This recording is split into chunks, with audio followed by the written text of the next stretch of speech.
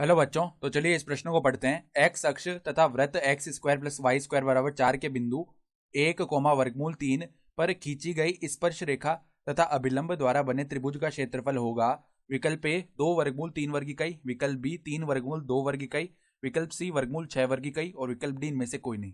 तो यहाँ पे देखो, हमें जो त्रिभुज का क्षेत्रफल बनेगा वो निकालना है। ठीक है, तो प्रश्न में आगे बढ़ने से पहले इस प्रश्न से संबंधित जो मुख्य उदाहरण है उसकी हम चर्चा कर लेते हैं। ठीक है, तो देखो मुख्य अवधारणा क्या हो जाएगी।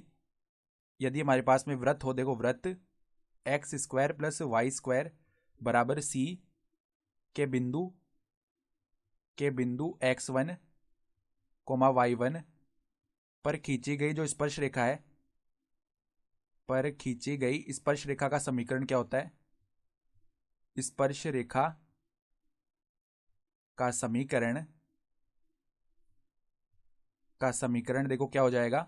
ये होता है हमारे पास में x1 प्लस में y1 बराबर में सी, ये आता है समीकरण। तो अब देखो सवाल में मैं बताया हुआ है कि एक्स अक्ष तथा वृत्त का समीकरण दिया हुआ है x square plus y square बराबर 4।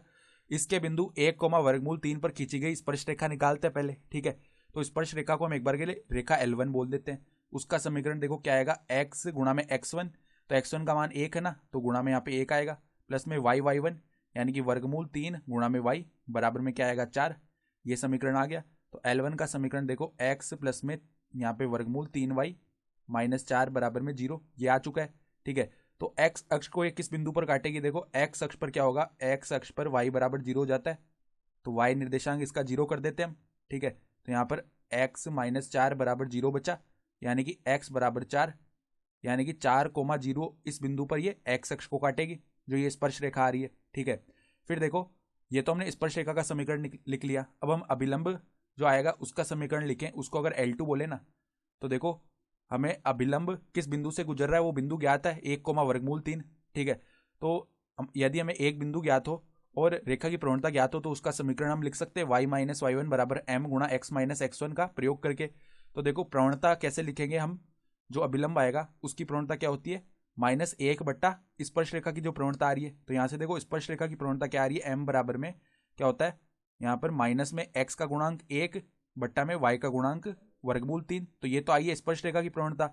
तो जो हमारी अभिलंब की प्रवणता अर्थात mn है वो लिखते हैं, तो वो क्या आ जाएगी, देखो -1 बट्टा में जो स्पर्श रेखा की प्रवणता आ रही है तो वो आ रही है -1 बट्टा वर्गमूल 3। तो जो हमारे पास प्रवणता है किसकी, अभिलंब की, वो क्या आ जाएगी, वर्गमूल 3 ये आ जाएगी। ठीक है, तो अब देखो y माइनस में यहाँ पर y निर्देशांक क्या है हमारा, वर्गमूल 3 है ना, तो वर्गमूल 3 बराबर में प्रवणता कितनी आ रही है, देखो वर्गमूल 3 गुणा में x-1 आ जाएगा। ठीक है, तो यहाँ पर देखो क्या बनेगा, y माइनस वर्गमूल 3 बराबर वर्गमूल 3x माइनस में वर्गमूल 3। ठीक है, वर्गमूल 3 से वर्गमूल 3 हो गया आपस में विभाजित। ठीक है, तो y बराबर में क्या आ जाएगा हमारा, वर्गमूल 3x।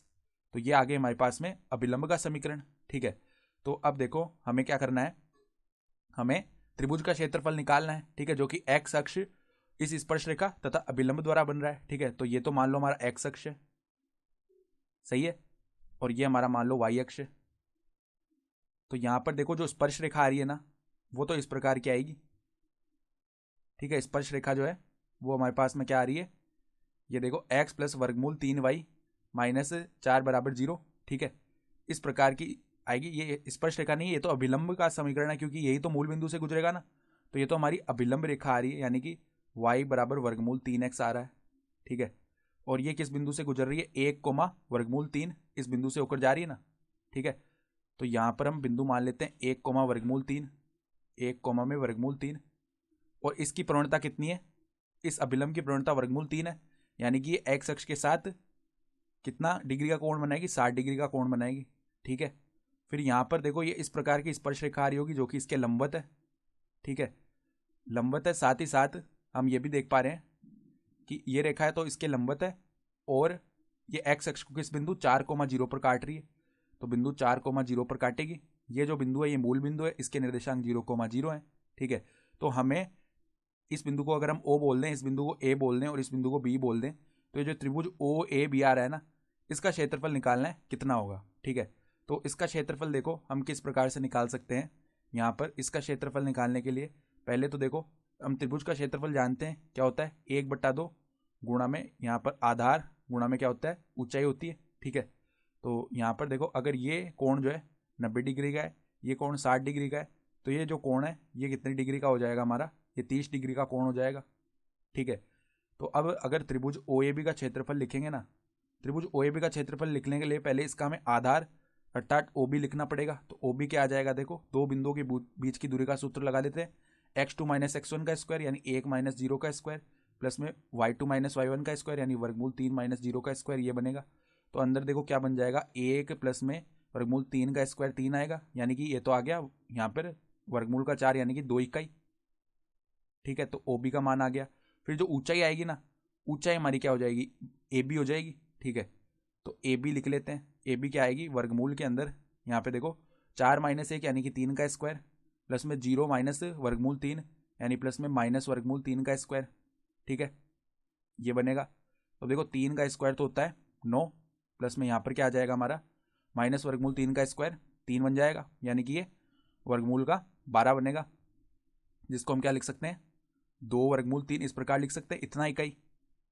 तो अब देखो अभिष्ट अगर हम क्षेत्रफल ए निकाल रहे हैं, ए बोले ना इस क्षेत्रफल को, तो वो क्या आ जाएगा 1/2 गुणा में आधार कितना है 2 गुणा में ऊंचाई कितनी आई 2 वर्गमूल 3, तो 2 से 2 विभाजित हो गया, तो क्षेत्रफल कितना आ जाएगा 2 वर्गमूल 3 वर्ग इकाई। ठीक है, ये आ गया क्षेत्रफल। तो अगर हम विकल्प देखें ना, तो हमारा विकल्प ए जो है सही विकल्प हो जाएगा। ठीक है, तो आशा करता हूँ कि आपको ये प्रश्न समझ में आया होगा। धन्यवाद।